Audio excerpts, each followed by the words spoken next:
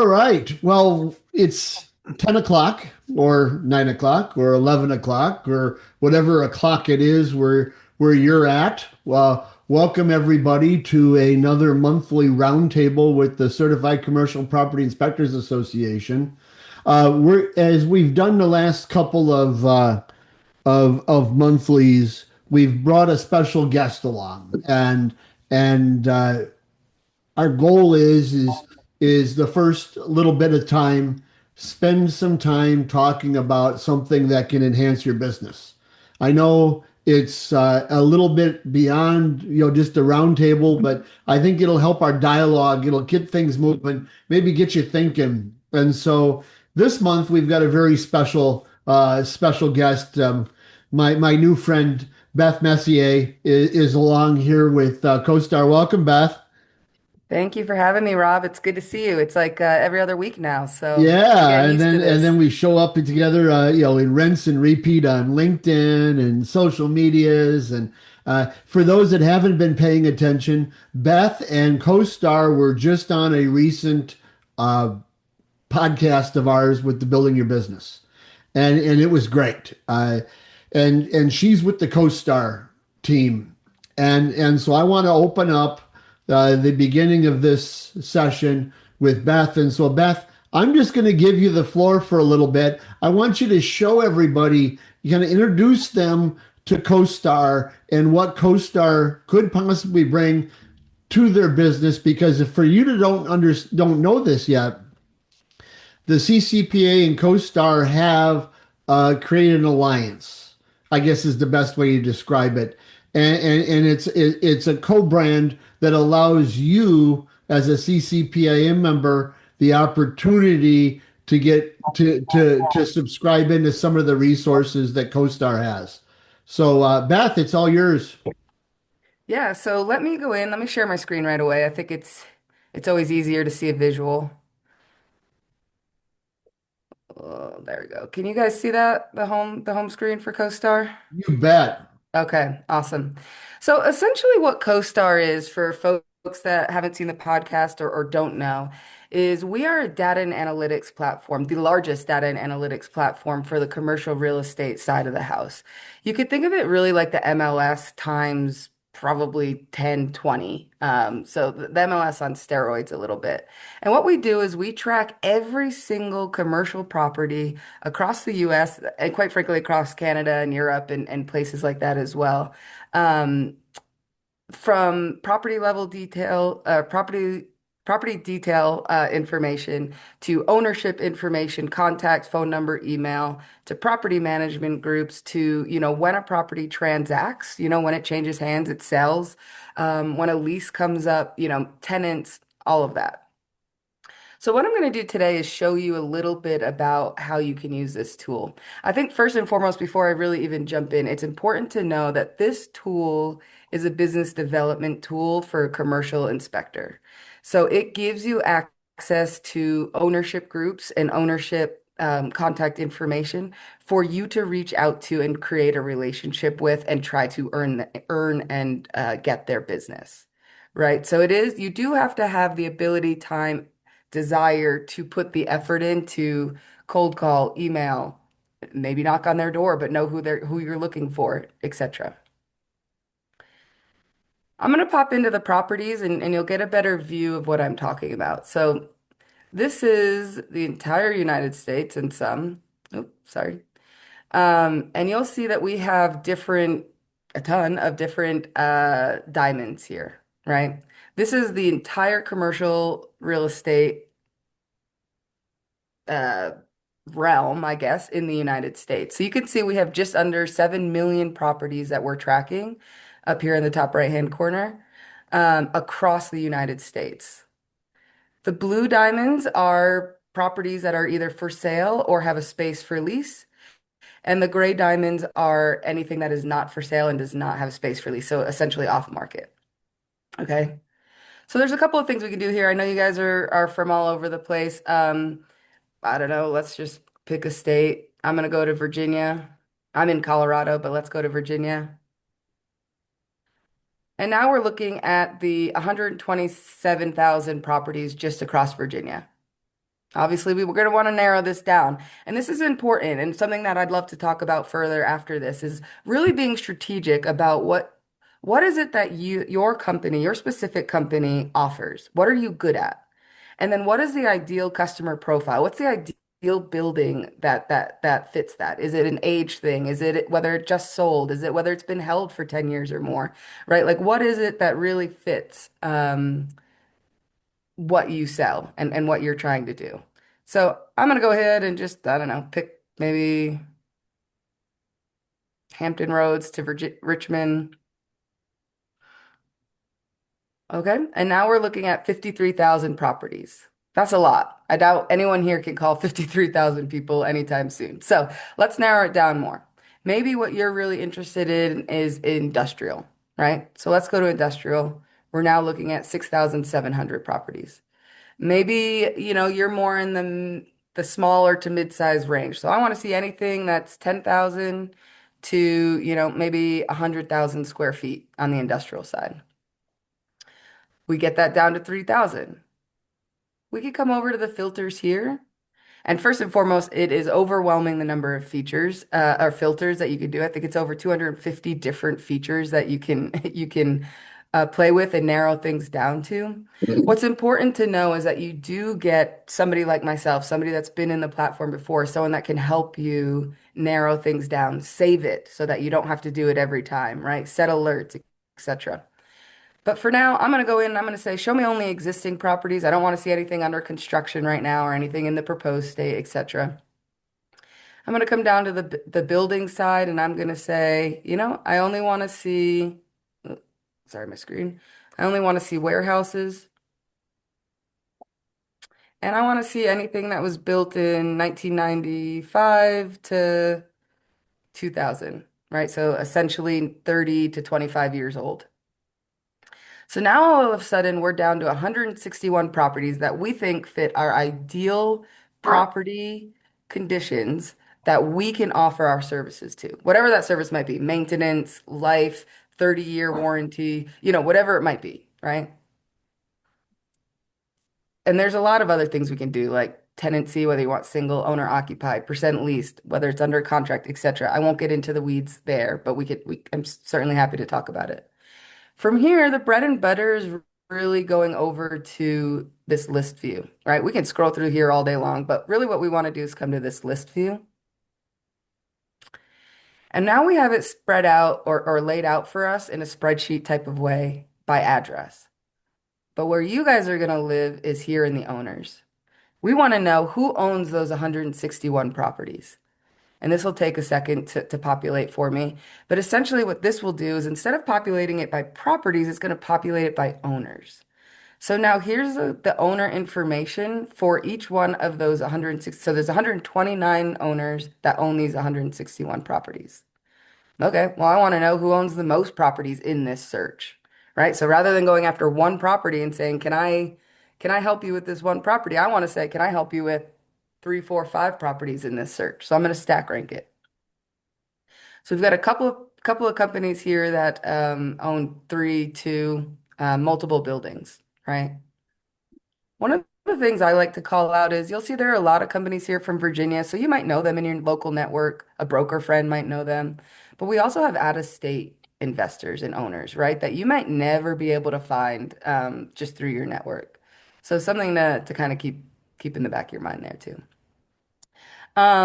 Let's just, I don't know, go ahead and pick one. I don't really know any of these guys. Oh, but something I do want to mention is that you'll see here, these are the number of properties that they own in this search with these parameters. Over here, these are the number of properties that they own in total. So outside of these parameters, maybe outside of the state, maybe it's a newer building, etc. But it'll show me how many buildings they actually own altogether. So I don't know, let's do this guy, open industrial. That one had 86. Yeah. Yeah, this is the one I'm going to look at, right? So it's a good thing, like David, the best thing to do here, right, is think about how can I expand one on existing relationships? If I've already done work for an owner, how can I look at their full portfolio? What other properties can I get in at? That's a little bit more of low-hanging fruit, right? The other side is if I'm going to make a new relationship, if I'm going to put in the effort to make this relationship with Open Industrial, I want to see all of their properties and how I can come in and speak a little bit more educated about their portfolio and offer them something more than just like, hey, I see this one property that, maybe needs something, right? Hey, how can I help you with your entire portfolio? Or at least your entire portfolio in Virginia, etc. Right? So, a couple things. One, I can click into this. Now it's going to give me a summary of who this is, who they are, who Open Industrial is, right? They're in Maryland. They own 86. They have a couple for sale. They only manage one of their properties, so that might be good to know for some of you. We can look at their buildings, their properties based out by different asset types. Come in. But the bread and butter, really where you guys are going to live, right, is this context. So if I click into this, I now have not just one contact for this. I don't just have the CEO of this company. I have multiple contacts for this company in different roles. We have their email address, or sorry, yeah, their email here, where I can, literally click into it and email them right out of CoStar to make my life easier. And we have their phone numbers. Like MLS, it's called CoStar. One of the other things to note is with a subscription with CoStar, not only do you get access to someone like myself that helps you with the tool, you also get access to a market researcher. We have over 1,600 researchers where their whole job is to call on ownership groups, brokers, people in the industry to make sure that this information is correct and up to date. So what that means is if you went into Open Industrial and you didn't see a contact or they didn't have a phone number for the person you were looking for, you could reach out to your market researcher and say, "Hey, can you go find this contact for me?" And they'll go out and try to find that email or that phone number or a proper person for you to reach out to. So it really almost extends your network and your business, right, to having people that are out there going and finding information for you as well. The last thing I want to show you before I hand it over to, questions, thoughts, is we can now, let's say we're interested in Open Industrial. We know they have 84 properties. I can now come over to this Owners tab. Let's put them in there, Open Industrial. And let's get a better breakdown of who they are. So first and foremost, it'll show me where their portfolio is. So we see they're in Virginia, we see they're in North Carolina, and different areas around it. We can see it here. We can see the breakdown of the markets that they're in. We can look at their property type. We can look at their acquisition history, if they're active, disposition, etc. The other thing that we can do, right? Like we know, I'm sure most of you guys have knocked on doors before and have done the drill of like trying to grow your business, right? You might not get in with the owner. You might call them 30 times and nobody ever answers and you can't get in. Well, we also track relationships, broker relationships to owners in CoStar. So right now we're looking at investment brokers and we're looking at the different companies here that they work with. I can move this over to contacts and it'll give me the brokers, the specific brokers and specific companies that they work with. We'll have their email address, phone number, etc. So now you've got a different avenue too to make relationships on the broker side and to potentially get in with this customer and any other customer that they might have, right? So there are a lot of different avenues that you can go to. And I think, to summarize what you just saw is you can filter down to your ideal profile, right, of a building or of an area that you want to go after, that your services fit into really well. You can get their contact information, ownership, multiple contact information, phone, email. You can look at their entire portfolio, so you're working smarter, not harder. And you have access to broker information as well, directly related to that ownership group, or outside of that as well. I'm going to stop there, Rob, just in the sake of that's a lot of information all at once, and maybe open it up to you or to anyone else. Yeah, thanks, Beth. And don't stop sharing your screen because if there's a question, it'll be easier for you to pop on. and answer. But for a lot of inspectors, they're like, this is overwhelming.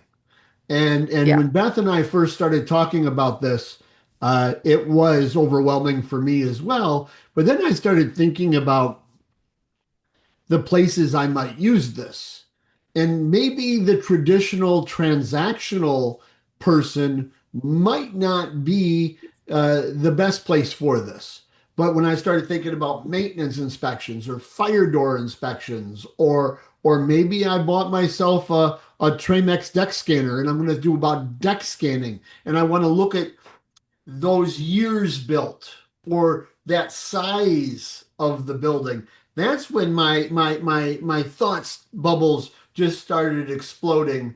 But then I keep going back to to the to the transactional side, because I mean that's where a lot of inspectors have a comfort zone. And I said, wait, now I can go backwards and find those realtors that are successful, and I can find the buildings that are being transacted, regress that into the relationships, find those relationships that are selling buildings, and instead of cold calling with banging on doors, now I can send letters of introduction, whether I'm going to hard mail them or email them. That's how I started thinking about this process. If I was running a business again, but that being said, does anybody have a question you'd like to ask Beth?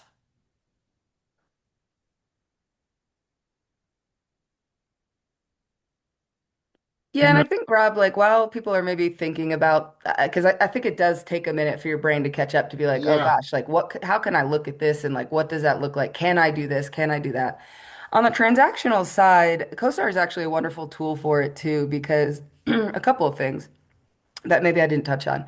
You can save and set alerts with Mhm. different parameters. So, for instance, if you wanted to save an alert for tell me any time a building of XYZ size, asset type, whatever, comes comes on the market for sale, right? You could set an alert. And so now you're getting an email to you every time that happens. You don't have to live in CoStar. You don't have to do a search every single day and start cold calling, right? You could think of it that way too with the alerts. So now you're getting alert every time a property comes on the market. You go right on into that. You click into the property card and you can see who's the broker, who's the owner. Can I reach out to them to start making that relationship? Do they need an inspection before it sells, right? You can also run searches or set alerts for things that go under contract. So before it's sold, when it goes under contract, you can reach back out. You can reach out and say, hey, before you buy this, do you need an inspection? Right. So there are some transactional pieces to it that you can do as well, where you're the first to know from an alert standpoint. Oh, I couldn't echo that louder, because when you think about, most of the historical data that goes with commercial inspections, we're not the forefront yet. We're the afterthought, or we have to train people of our process because of the dynamics and the newness of our industry. So yeah, absolutely, the alerts, the going around the circle and coming in from the other direction, all those are beneficial. That without CoStar or without this knowledge base, you got to do it the old-fashioned way. That's just driving up and down the road looking for signs. Yeah. Yeah. And hoping. I know it's overwhelming, and I know there's probably a ton of questions. Beth, is there a good email that you can share for anybody that wants to send a question to you?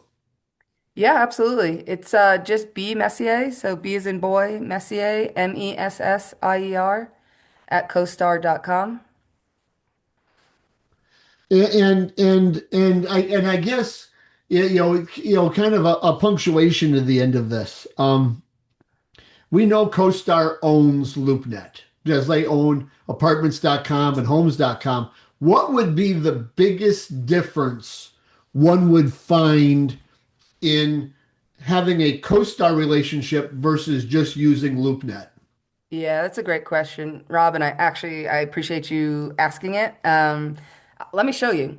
So first and foremost, LoopNet is a marketing center. CoStar is a data and analytics. So what that means is, for LoopNet, you have to pay to put a broker, an owner, whoever has to pay to put their property on LoopNet so that the public can Google search something and it pops up for them, right? So pay to put it on, but free to search. What that means is that there are a ton of brokers, ton of owners that don't want to pay to put their building on a marketing site, right? So on LoopNet, you're seeing only about 40% of the actual market, right? You're not seeing anything off market. You're not seeing, and then outside of that, you're still missing about 50% of on market, things for sale, things for lease, um, because people don't want to pay for marketing. And I could show you that really quickly. So right now we're looking at 51, 454, whatever properties.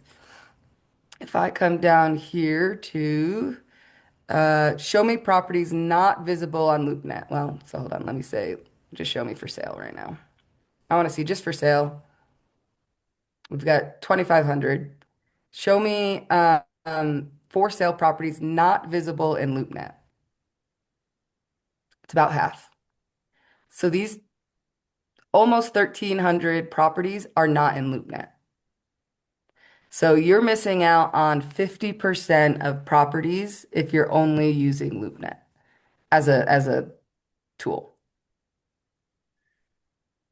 Does that make sense, Rob, or It anybody else? does. Yeah, It makes it does. easy. Yeah. Yeah, you're seeing the full scale. You're seeing the full picture with CoStar. With LoopNet, again, you're only seeing what people have paid to put on there. Yeah, for years when I rely on LoopNet for my preliminary research before I call a client back, it's the data is just not inclusive. It's good for some things, it's not good for others. But that is just like the smallest point of what I need to grow my business. And again, this is not a product that's geared towards every commercial property inspector. This is a product that's going to be geared towards somebody that's looking to scale up or to actually deploy other other products and other means out there to the marketplace. And so it's something it's not in best right you could set it and forget it with alerts, but you are going to get out of it what you put into it. Yeah. And if you Yeah, and I just think, I've talked to a couple of folks, well, I've talked to quite a few since the podcast dropped, and some of the questions I've gotten is like, okay, do you guys proactively reach out, right? Are you offering a service where we're reaching out and things like that? And the answer is no, right? We're offering you the data and the actual ownership information, property management, etc associated with a property, right? So that you can kind of go in and go after it yourself. So whether that's door knocking, right? We do have a mobile app as well. So, if you're at a property and you're like, huh, that property across the street looks like something I could help with. You could pull up the mobile app and say, who's the property management group? Who do I want to ask for? Who's an individual I want to ask for? So instead of just going in there and trying to find somebody, you already know who you're asking for, right? So whether you want to door knock, whether you want to cold call, whether you want to email blast, or mail blast, hard mail, is that what we call it now? I don't know. Snail mail blast, however you call it. You could do it either any way you wish. I mean, I go back, Beth, and I'm acting like this is a conversation again between just you and I, and the rest of the people don't count. But I mean, I go back to when I started home inspections, and and this is a relationship business, and every seller is a potential buyer, or every owner is a potential landlord, or however you want to look at this, and to have certain data points. Imagine I just think of it now because I mean, the more you and I talk, Beth, the more I think of, uh, dag nabbit, I wish I knew this a decade ago.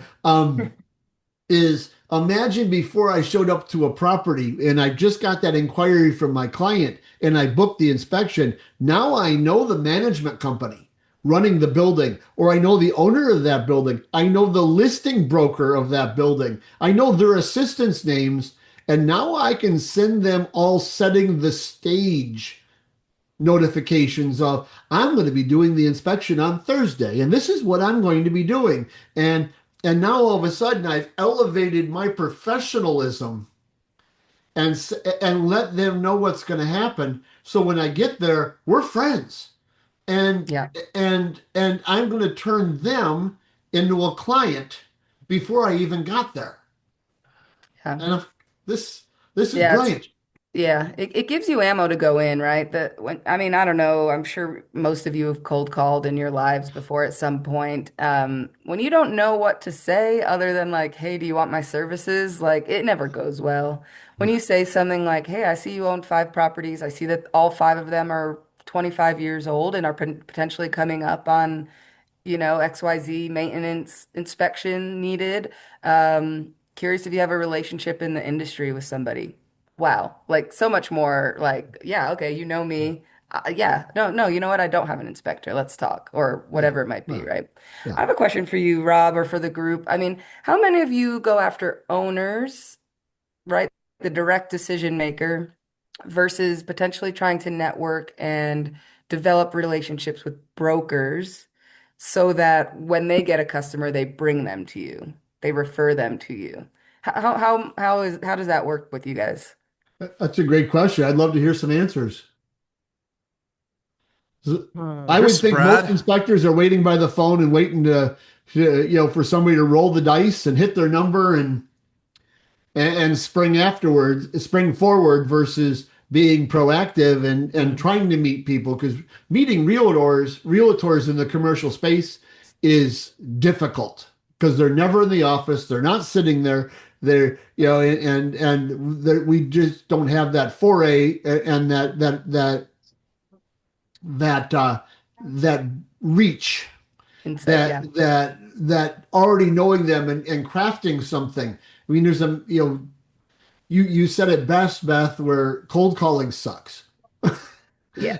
Nobody wants to do You it. don't know what to say, but if you sat there with your best AI email letter that you wrote and could tailor that to them specifically, just that's a lot more receptive because if you can provide them some knowledge base or a benefit, I mean, I'm standing back thinking, all right, you said it best. Give me all the buildings that are 25 to 35 that are owner occupied, that are over 35,000 square foot, under 50,000 square foot, that because they probably don't have a maintenance team.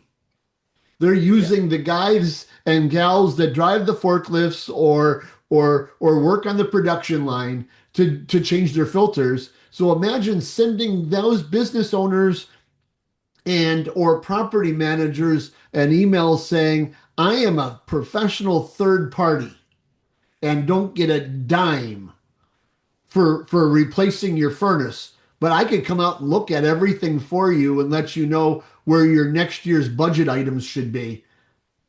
That's Yeah. brilliant. Yeah. Brad, were you gonna say something?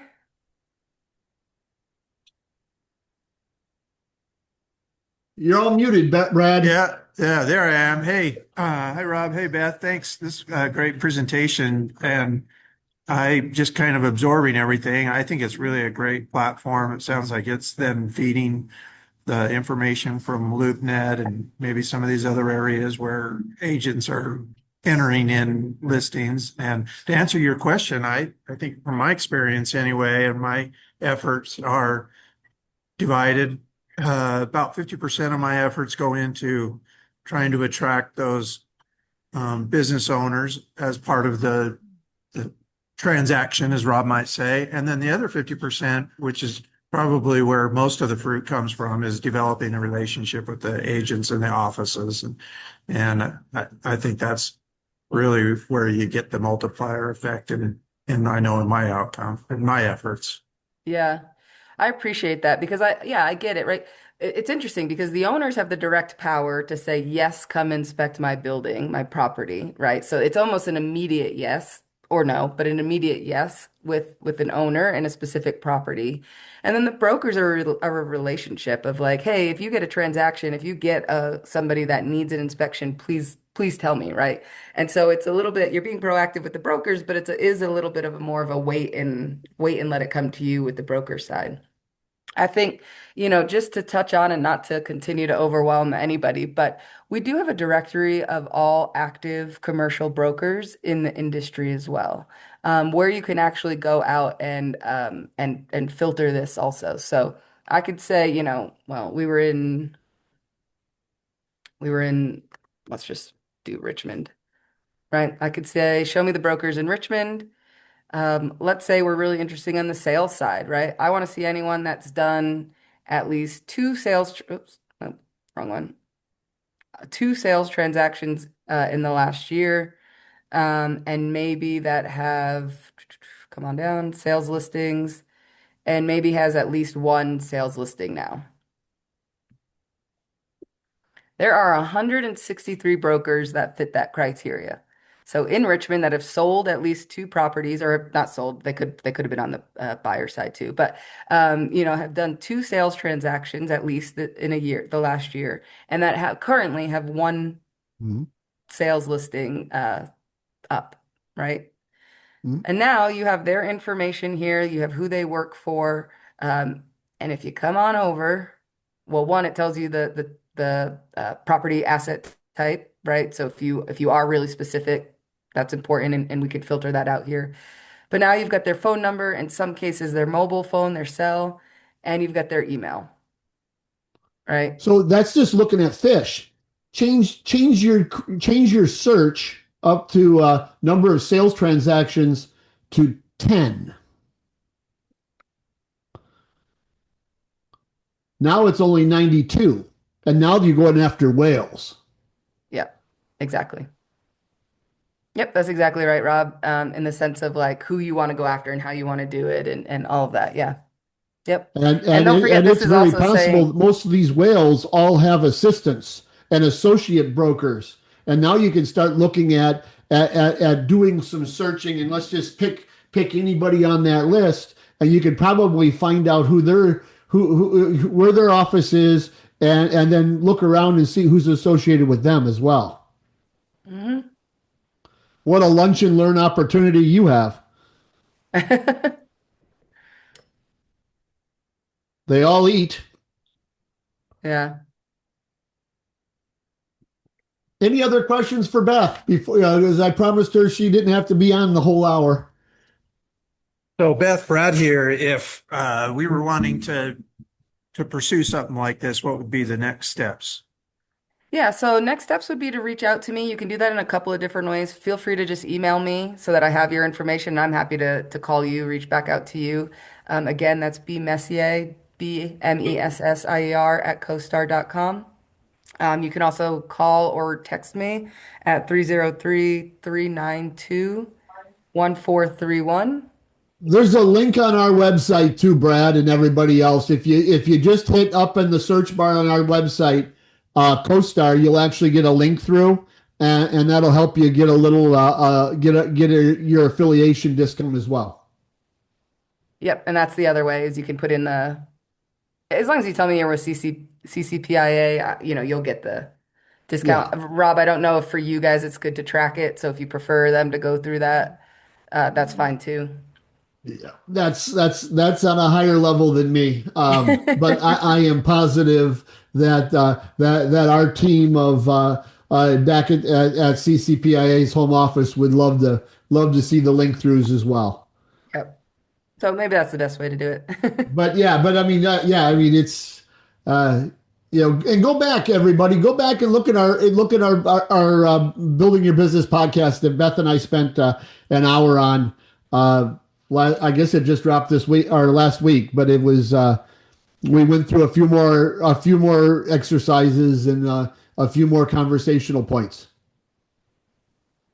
Brad here, yeah, I watched that. I watched for your podcast videos come out, Rob. I thought that was really great, a little bit more in depth, but really, I love we're kind of thinking out of the box and that you've made that affiliation with Beth and CoStar. And thanks, Beth, for your time.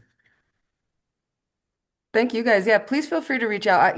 I guess my last parting words, if you will, is, don't feel like you have to reach out to me when you are exactly ready to use and move forward with the product. Please feel free to reach out, ask me questions. Let's dig into you, right? Let's dig into what is your ideal profile. Let's do some searches. Let's show you what that looks like in your specific area, right? It's let's start thinking about, because this is a lot, and it is a strategic tool. You see how many contacts we have and things. It's if you don't think about it strategically and narrow things down, you're gonna get 7,000 contacts and properties to reach out to. And while that sounds good, while that sounds like, oh, hell yeah, that's like what I want to do, it's impossible. You'll never get to them. You won't strategically reach out to them. It'll just be a blast, and your conversion rate will likely be pretty low. So really what you want to do is narrow it down. I want 100. Start with 100, right? And even that 100 is probably going to take you, depending on your time and effort that you can put into it, is probably going to take you a week or more to get through, right? And then you got to call them again. It's not just one call, you got to call them again. So, really starting, people want to start big, but really starting small, but strategically small is probably where you want to go and how you want to take care of it. And so we can start having those strategic conversations, get your brain going, and then timing is everything, right? So, when the time's right, we go from there. Yeah, you gotta crawl, walk, run. And if you're looking at your 2026 business strategic growth model, then and it might not be 26, it might be 27. And this might be taking 26 to prep you for 27. But whatever it is, it's thinking like a business owner. And it doesn't take many victories to put to balance the ledger of the benefits versus the expenditures. So thank you so much, Beth. I appreciate you spending a little bit of your Tuesday. Yep. Yeah, and I guess, sorry, Rob, just the last thing is I see a lot of price questions, conversations. Larry, thanks for putting that in there. I know he and I spoke the other day too. Yeah, I mean, listen, this is an investment. I mean, this is an investment. You can see the data that you get and everything that comes with it. And so I think that's why having the conversations now and thinking about, okay, how do I actually use this, and how do we actually get the ROI out of it, right? Let's talk about the ROI. How many do I need to get to hit that, and exceed that, and et cetera. So, happy to have pricing conversations with anyone offline. But I'm happy to say it is a commitment. It's not, Yeah. it's not $100 and you get all this data and you just get to run, right? Like it is a commitment. So, Yeah. And it's not necessarily, it's a commitment both ways too, Beth. It's not just I got data. Good. I can print out reams of paper and use up all the Epson ink I want to use. It's what do you do with the data? yeah. And that's the engagement. And that's again, that's where thinking like a business owner. And that's and our at least I take my responsibility very seriously of trying to help each and every member of the Certified Commercial Property Inspectors Association be positioned for the best opportunities for success. And when you listen to Nick and Grimico, who he and Maggie A co-founded the CCPIA, it's time to make thousands, not hundreds. And that's where this can help you with. Yep. Thanks, Beth. Be safe. Awesome. Have a I'll great jump off holiday and season. Yeah, you guys too. Don't talk about me too bad when I leave, all right? I promise. We'll record this, and so you'll actually hear them. There we go. All right, everyone. Have a great holiday. Thank you so much, Rob, CCPIA, for the platform and just being able to have this conversation. If y'all have any questions, please reach out. Thanks, Beth. All right. Bye-bye. Bye. Thank you. So as always, I'll open up to anything anybody want. This is a roundtable. It's free time for anybody that has any questions or wants to discuss anything related to either the CoStar experience or anything with commercial inspections.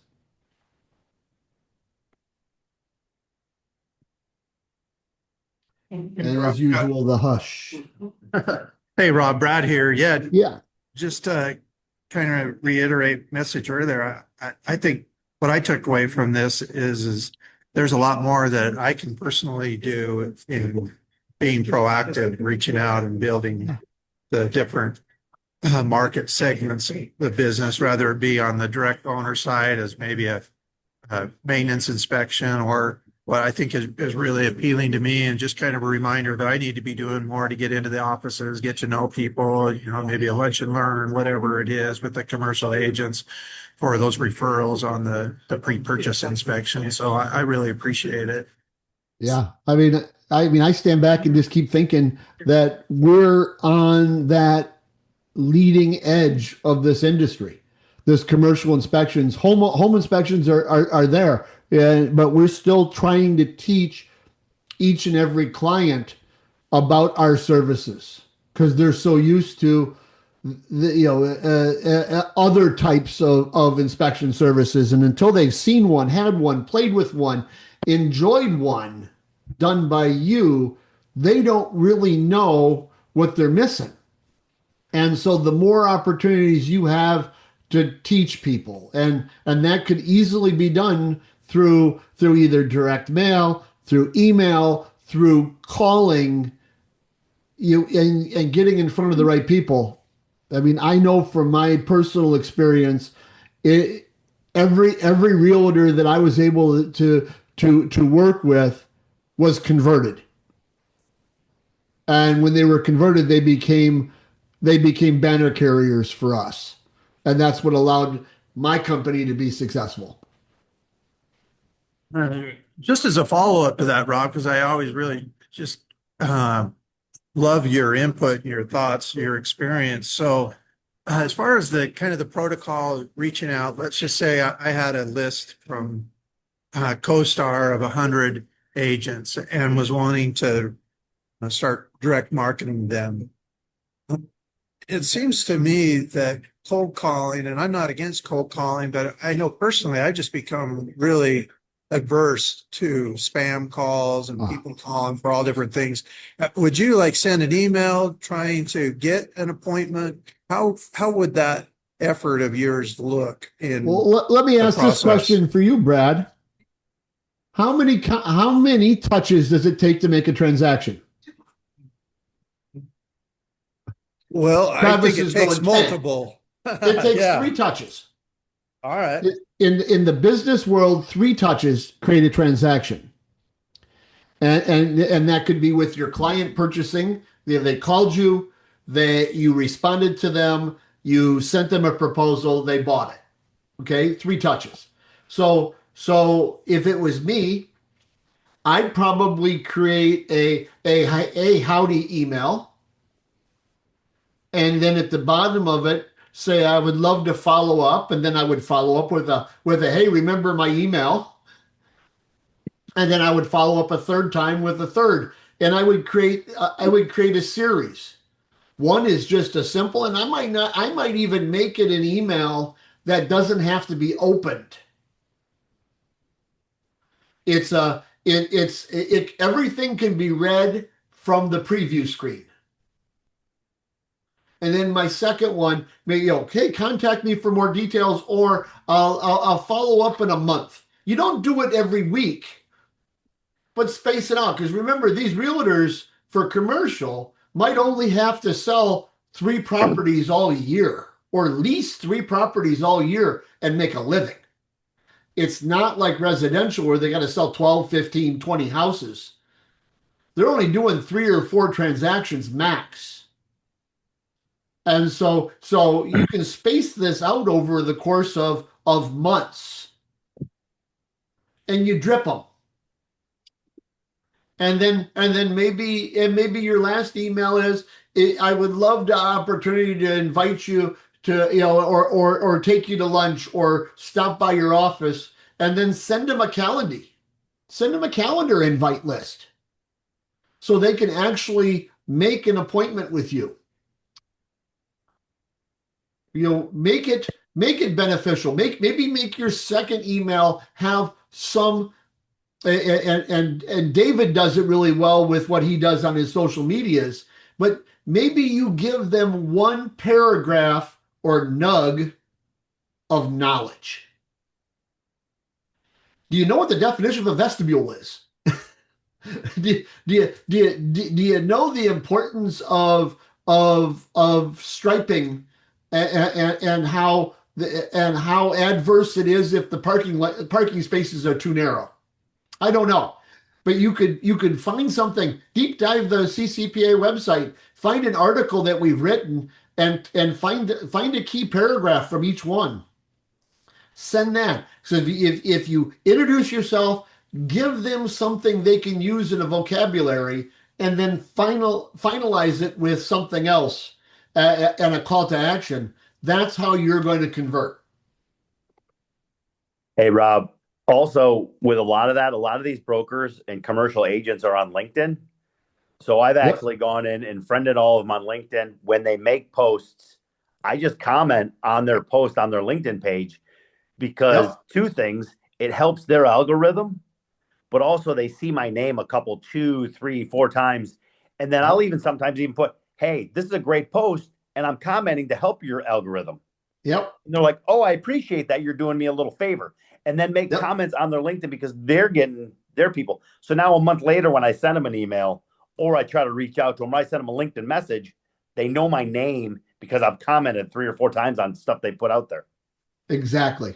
I mean, 30 years ago, when I'm out there doing cold calling at real estate offices, we'd put flyers in mailboxes, and we knew that we'd ever read a flyer. But they just take the flyer out of their mailbox and drop it in the garbage can. But if our logo was a third of the page, that's all we cared about, is dripping, dripping, dripping. So every month they had to throw a piece of paper with our name on it away. All right. So the next time they get a client, they're going to go, oh, that was the name. I remember that. I got to call Phoenix. I got to call Brad. I'm going to call Devin. This is what pops. And so that's why I say that first email shouldn't be any longer that can be read from the preview screen, either on their phone or on their computer. So they don't even have to open it up. Drip. And if you're like me, when they don't open it up, and 3 weeks later, they're like, oh, I got an unread email. They scroll back through it and they find my email again. Yeah. And I'm so OCD, I can't go to bed if there's something unread. So yeah, Beth had 25 or 28 messages on her CoStar website. It was driving me nuts. Yeah. I get all shaky. Anyways.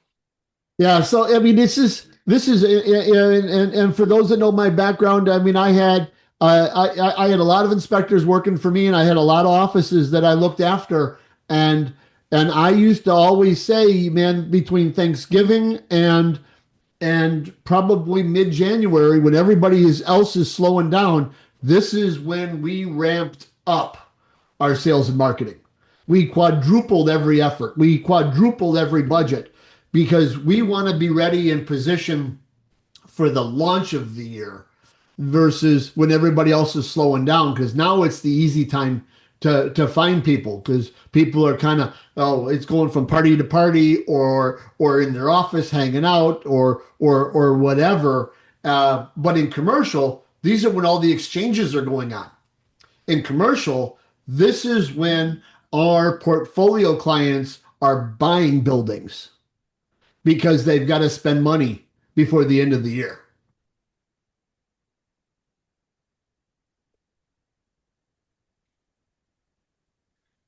Anybody else have anything they'd like to talk about on this last roundtable of the year?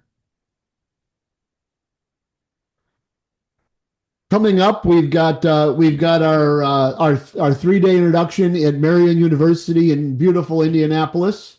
In February, we're doing a 3-day virtual systems course. So for those that are looking to sharpen their spear on systems, or maybe you've got an inspector working for you that you need to get them keened up and in process to do commercial inspections with you. It's a good introduction. It's not as complete as our introduction to 3-day introduction to commercial property inspections. It's 3 half days in February, but that's going to be in January. That's going to be a great class.